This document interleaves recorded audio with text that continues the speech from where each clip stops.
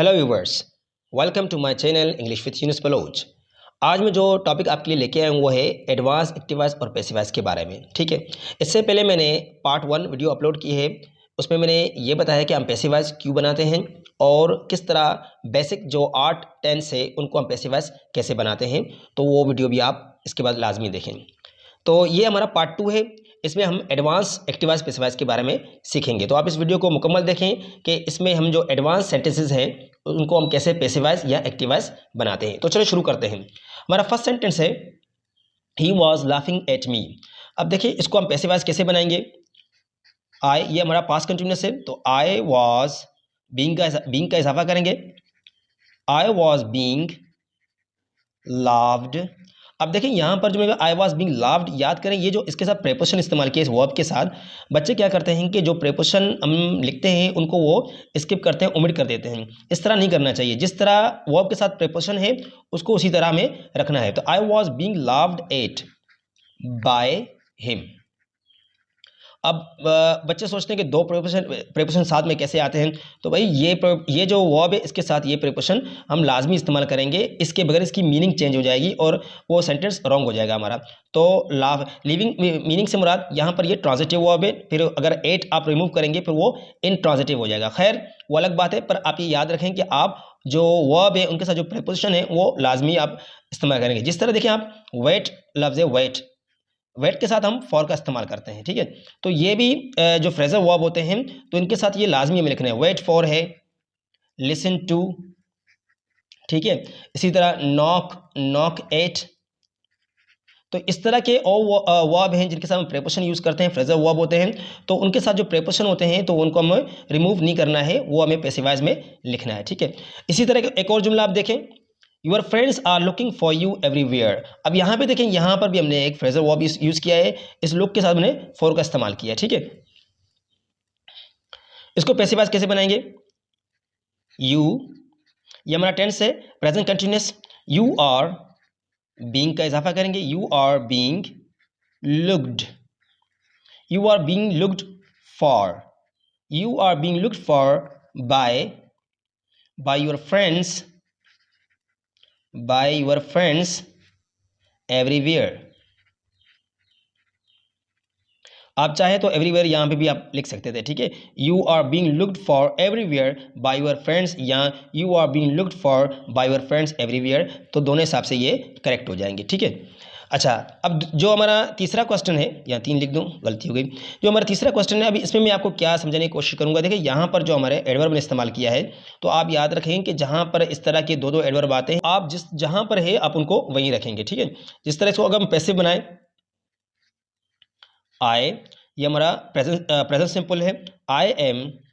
अब ये क्योंकि हमारी हेल्पिंग वर्ब है, इसके बाद हमें ये एडवर्ब यूज करने हैं। ठीक है, I am hardly ever called by हर। ठीक है, तो I am hardly ever called by हर। ठीक है, इस तरह इनको हमें यहाँ पर इस्तेमाल करना है। इस तरह एक और भी सेंटेंस है, ऑलमोस्ट ऑलवेज। देखिए I have almost always helped him. तो यहाँ पे भी हमने क्या किया कि 2 एडवर्ब यूज़ किए हैं, तो इनको भी हम सेम इसी तरह इस्तेमाल करेंगे। तो आपको कभी भी इस तरह के एडवर्ब आ जाए तो आप इनसे कन्फ्यूज नहीं होना। अब देखिए इसको पैसिव बनाते हैं। ये प्रेजेंट परफेक्ट टेंस है, he has. First helping verb के बाद आपको फिर ये लिखना है, he has almost always been. ठीक है, प्रेजेंट परफेक्ट है, बीन कैसा है, बीन हेल्प्ड बाय मी। तो फर्स्ट हेल्पिंग वर्ब के बाद हमने एडवर्ब का इस्तेमाल किया और ये बीन। ऐसे कहें ही हैज़ बीन ऑलमोस्ट, नहीं वो रॉन्ग हो जाएगा। ठीक है, he has almost always been helped by me. ठीक है, नेक्स्ट देखते हैं, one should respect one's elders. अब देखिए कभी भी आपको वन जो हमारा प्रोनाउन है, इंडिफरेंट प्रोनाउन है, अगर इस तरह कभी भी सेंटेंस आते हैं तो आप क्या करें कि ये वन है या वन से इनको आपको रिमूव करना है। ठीक है, कैसे, ये देखिए एल्डर्स, एल्डर्स शुड, ये हमारा मॉडल वर्ब है और शुड के साथ हम बी का इजाफा करते हैं। मॉडल वर्ब जितने भी होते हैं उनको जब आप पैसिव बनाते हैं तो उसमें हमें बी का इजाफा करते हैं। Elders should be respected, respected. तो आपको यहाँ तक कंप्लीट करना है। ये बाय वन आप यूज़ नहीं करेंगे।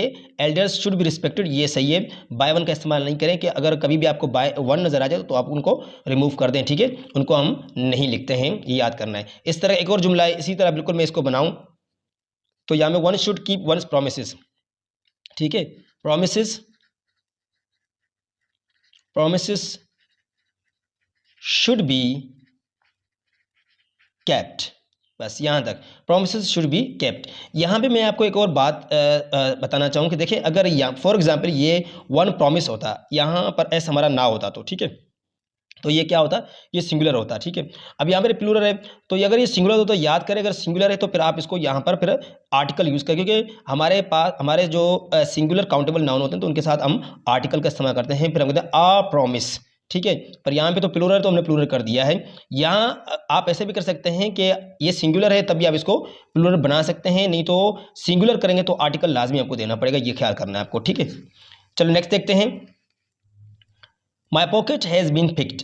अब देखें ये हमारा ऑलरेडी पैसिव में है, ठीक है, इसको हम एक्टिव बनाएंगे। जब भी आपको इस तरह का पैसिव मिले जिसमें हमने बाय का इस्तेमाल नहीं किया है तो याद करें कि इसमें यही बात है कि आप वहाँ पर क्या करेंगे कि आप समवन का इस्तेमाल करेंगे, ठीक है। जैसे कि समवन प्रेजेंट परफेक्ट है, someone has picked my pocket, ठीक है, someone has picked my pocket. तो आप इसको जब पैसिवाइज बनाएंगे तब भी आप बाय समवन का इस्तेमाल ना करें तो बेहतर होता है, ठीक है। बाय समवन की ज़रूरत नहीं होती है तो इसलिए ज़रूरत उसकी है ही नहीं, तो वो एक्स्ट्रा हो जाता है, तो इसलिए क्योंकि उसके बगैर भी हम समझ जाते हैं, क्योंकि हम यहाँ जो कह रहे हैं by my pocket has been picked, तो हम खुद बाय सम नहीं ले रहे हैं क्योंकि हमें पता नहीं किसने किया है, तो हम someone has picked my pocket. अगर कभी भी इस तरह का जुमला आ जाए तो आप उसमें समवन का इस्तेमाल करना, ठीक है। अच्छा, हमारे मेन सेंटेंसेस जो हैं वो आ गए हैं, जैसे कि हु टीचेज यू, ठीक है। अब इसको आपको पता है जो WH क्वेश्चन होते हैं जब हु होता है तो हु को हम बाय हुम में चेंज करते हैं, ये आपको पता है। हु को करेंगे बाय हुम में, बाय हुम। अब हमारा ये ऑब्जेक्ट इसको सब्जेक्ट बनाएंगे, इसके लिए ज़ाहिर है हमें ये इंटरोगेटिव है तो आर का इस्तेमाल करेंगे, बाय हुम आर यू, क्योंकि ये प्रेजेंट सिंपल टेंस है, by whom are you taught, ठीक है, by whom are you taught. ये इस तरह इसको हम पैसिव बनाएंगे। ये लास्ट देखें हमारा क्वेश्चन, ये हमारा है हु नोज यू, ठीक है। तो इसको हम कैसे पैसिव कैसे बनाएंगे, अगर हम इसको ऐसे लिखें जिस तरह हमने ये लिखा है, हु को जैसे हम बाय हुम में चेंज करते हैं, bye whom are you non, ठीक है। तो ये जो सेंटेंस हमारा क्या हो जाएगा, रॉन्ग हो जाएगा, ठीक है।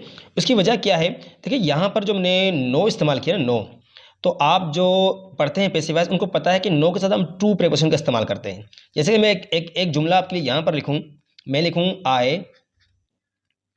आई नो यू, ठीक है, आई नो यू। इसको अगर मैं पैसिव बनाऊँ आई नो यू तो मैं क्या कैसे बनाऊँगा, you are known to me. अब हमने क्या किया, यहाँ पर टू का इस्तेमाल किया है, तो ये जो नॉन हमारा वर्ब है नो, इसके साथ हम टू का इस्तेमाल करते हैं। मैं आपको इंशाल्लाह एक वीडियो में ज़रूर आपको बताऊंगा कि हम ये क्यों करते हैं, किस तरह करते हैं, ठीक है। तो मैं इंशाल्लाह ये आपको बताऊंगा कि ये इसकी वजह क्या है, हम क्यों टू इस्तेमाल करते हैं, ठीक है। चलो अब ज़ाहिर है ये सेंटेंस हमारा क्या हो गया, रॉन्ग हो गया। इसको हम कैसे बनाएंगे, तो जहाँ पर हमने बाय होम का इस्तेमाल किया है वहाँ पर हम क्या करें, टू होम करेंगे, टू होम, क्योंकि यहाँ पर ये हमारा ये जो है ना ये हमारा ऑब्जेक्ट है, तो हमने प्रीपोजिशन इस्तेमाल, यहाँ पर हमारा ऑब्जेक्ट ये है तो इसके साथ हम प्रीपोजिशन का इस्तेमाल करेंगे, to whom are you non. अब ये सेंटेंस हमारा क्या हो गया, करेक्ट हो गया, to whom are you non, ठीक है। अच्छा, इसको एक हम और तरीके से भी लिख सकते हैं, जैसे कि अगर इसको हम ऐसे करें, who are you known to, तो यहाँ पर जो हम इसको इस हिसाब से भी लिख सकते हैं, who are you known to, क्योंकि यहाँ पर ये हमारा ऑब्जेक्ट है तो प्रीपोजिशन के बाद हम ऑब्जेक्ट का इस्तेमाल करते हैं। अगर यहाँ से हमने प्रीपोजिशन रिमूव किया तो जाहिर है हम पैसिव वॉइस में जो ऑब्जेक्ट होते हैं उसको क्या करते हैं, सब्जेक्ट बनाते हैं। तो इसी तरह हु हमारा सब्जेक्ट है, हमने इसको सब्जेक्ट बना दिया और टू हमने लास्ट में दिया। तो आपको ये दो तरीके से सेंटेंस आप बना सकते हैं, इस तरह बना सकते हैं, ये भी सही है और ये भी सही है।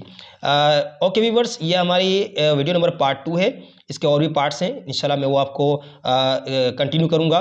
तो आप मेरे चैनल को सब्सक्राइब करें, लाइक करें, शेयर करें और मेरे नेक्स्ट वीडियो के लिए वेट करें। तो इंशाल्लाह मैं वो जल्द अपलोड करूँगा आपके लिए। सो यहाँ तक के लिए खुदा हाफिज़, अपना ख्याल रखें और इंशाल्लाह ज़रूर मिलेंगे।